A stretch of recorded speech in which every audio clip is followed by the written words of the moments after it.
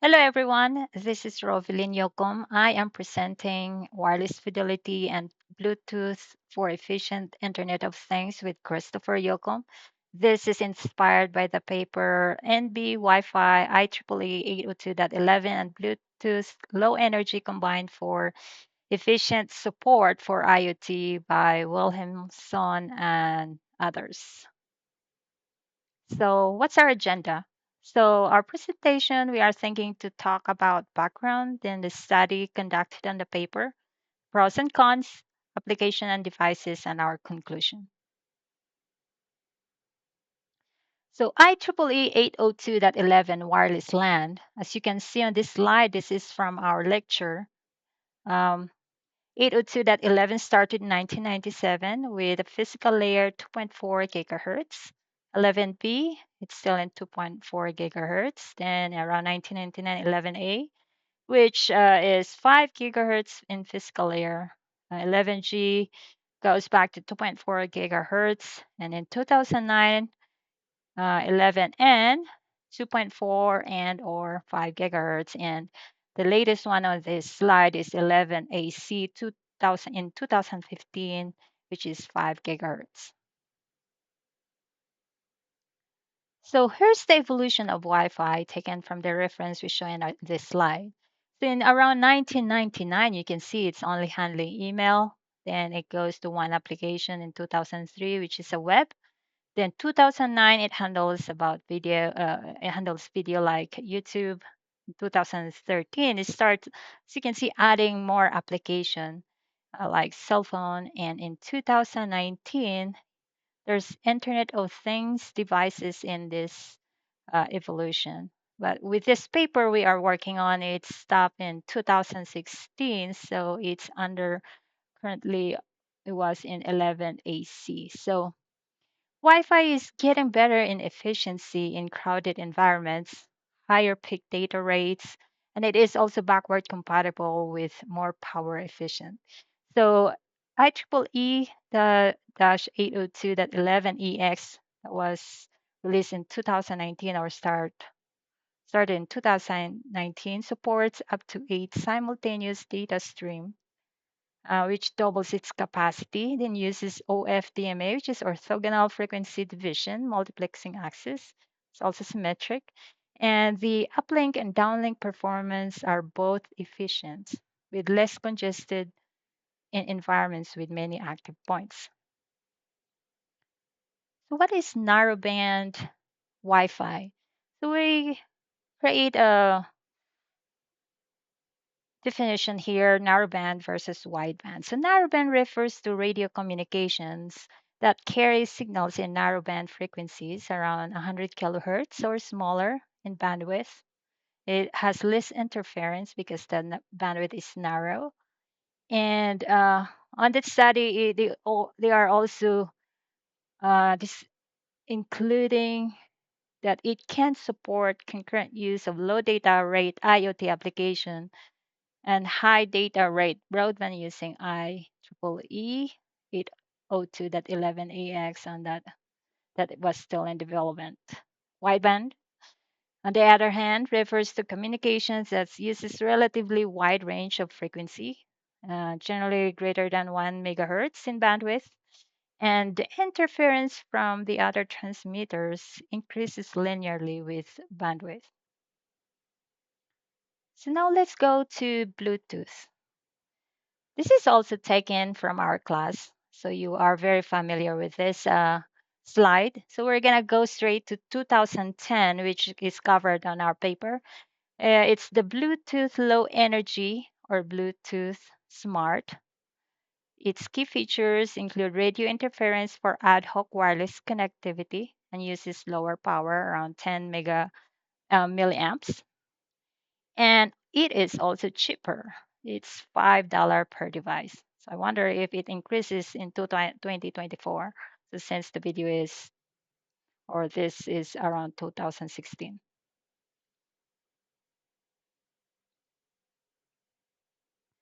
So on that paper we referred our previous in our previous slide. The study for Wi-Fi and Bluetooth Low Energy combined for efficient IoT has several goals.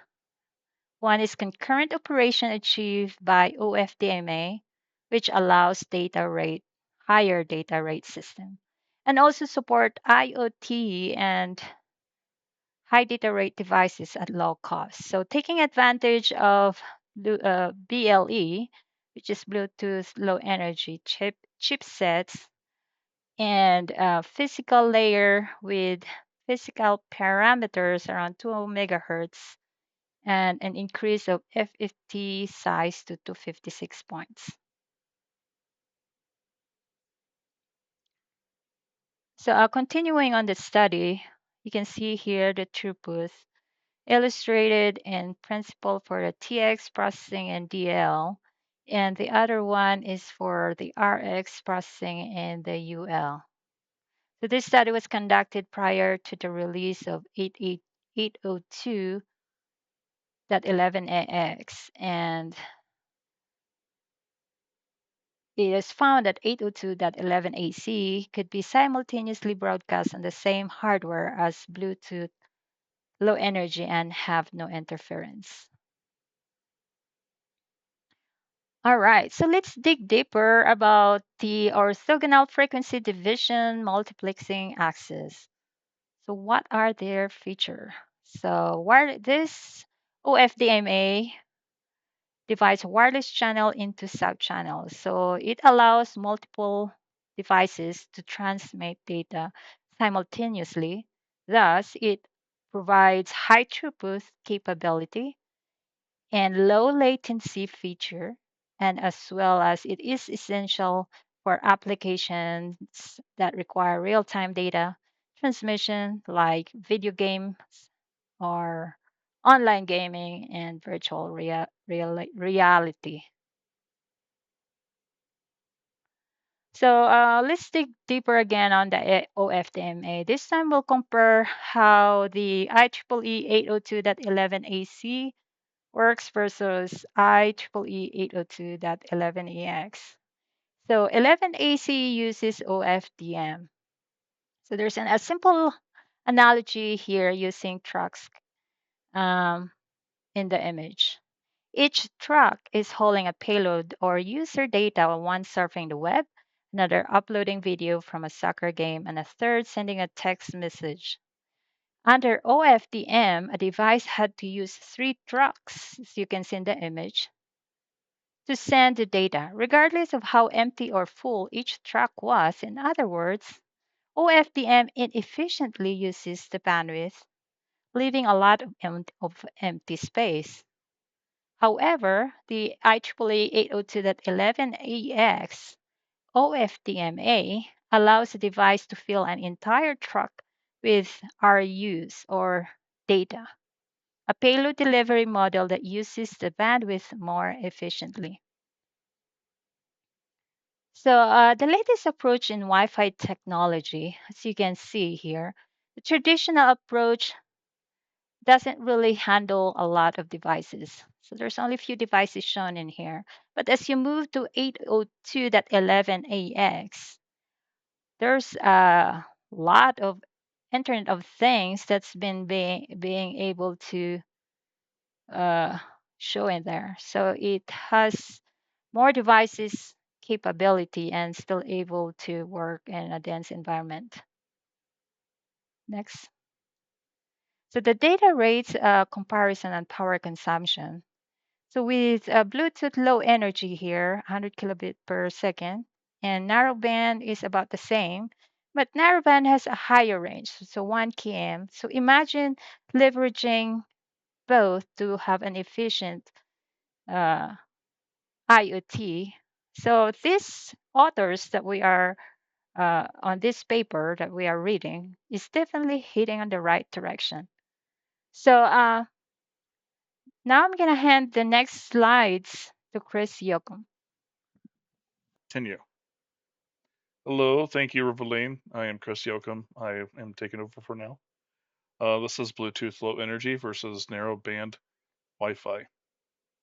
So for our pros and cons, we have a summation table here where Bluetooth has a slower speed than Wi-Fi of 3 megabit per second versus up to 10 gigabit per second.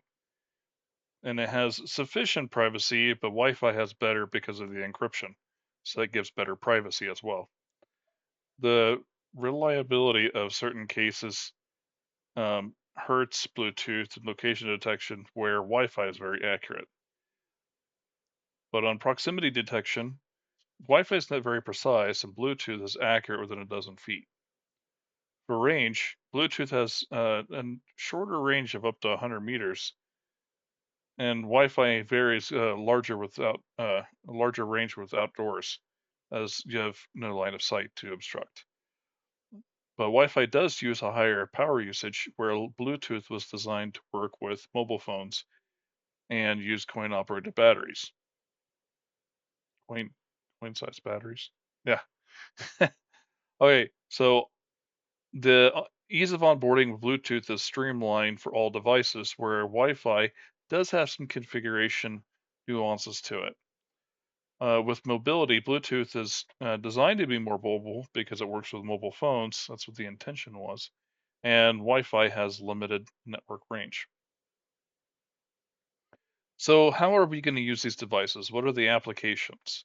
So we get into comparing conventional high data rates of home applications like file download and video streaming, and then we compare to other things like sensors and actuators, such as temperature sensors.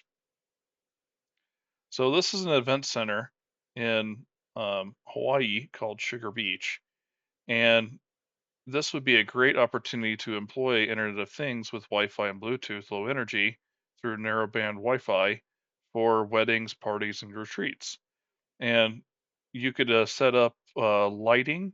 Um, so grabbing my laser pointer, you could set up lighting around the perimeter to make it nice and big and all lit up and have speakers. You could have an outdoor band or something playing. Meanwhile, you have some events playing inside too. You got your bar. You still have some lights and speakers set up and a PA system, and maybe some temperature sensors. So if it gets too cold, everybody comes inside.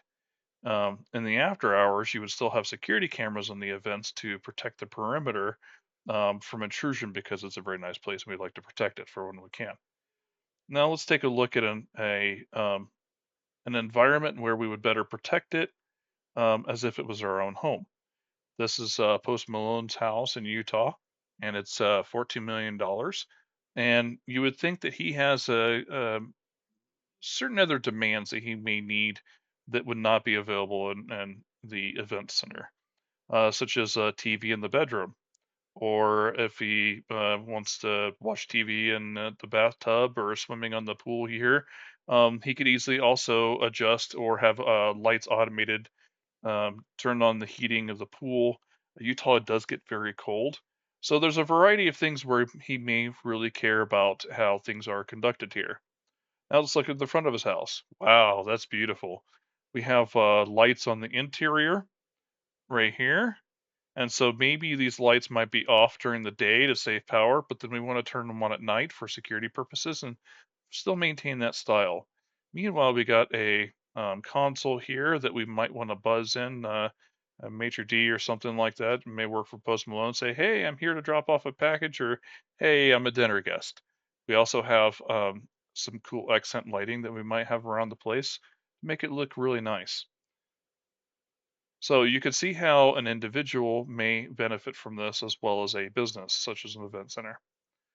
Now, getting into the different applications of how we might use this, I have a few listed here. We got indoor and outdoor temperature and humidity sensors. We got motion detection lights and security cameras. Doorbell with camera and two-way voice communication. The two-way is important. We want to say, hey, nobody's home, uh, like nobody answering when you try talking to the mic. Or if it's a package, you want to have that two-way communication to verify someone's credentials. So then we got the heating and ventilation and air conditioning system or heat pump. So if it gets too hot or cold, we can automatically have our IoT turn up the heat. Let's say Post Malone's flying into Salt Lake City. He's normally kept the temperature at a lower sustainable temperature of 60 degrees. while maintaining that the energy efficiency. And he lands in the airport and he says, you know what? I like 72. So if he sits at 72, as soon as he touches down, by the time he drives out to his $14 million mansion, it's all heated back up for him. And meanwhile, you're saving power.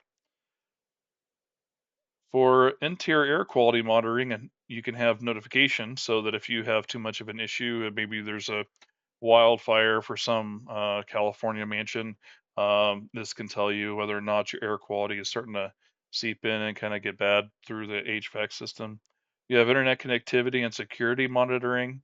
If you have an intruder tries to sneak onto your house and maybe rob you, or it's just a fan or a member of the press who shouldn't be there, you can always record that in high definition on your cameras, record it back to the NAS. So you got a security alarm system, home or business servers, and or network attached storage, which is your NAS. You got a home theater speakers, a home theater projection or a TV, a home office networking or and devices. You got your keyless door entry on the front door, fire and smoke monitoring, a battery backup for power loss, solar panels, and monitoring for and communication. So if you're living in Utah, we get 6 hours of average daily sun power, so that's kind of nice to be able to track that and see how we're doing. If you have walkway exterior lighting, through from the driveway up to the front door, automatic emergency response contact, so it can reach out to the fire and police in the event that you need them. Washer and dryer, dishwasher. So, your Samsung washer is done washing, it pops up on your TV. That's an Internet of Technology feature. Uh, Roomba, so your little floor cleaner robot can run around and sweep up any the dirt and grime that's on the ground. Argon gas detector. These are popular in places such as Colorado, where they have the argon gas pop up near your house. You want to be able to detect whether or not there's an issue. Uh, Bitcoining, Bitcoin mining is still pretty popular, so you can have Bitcoin equipment attached as an IoT device.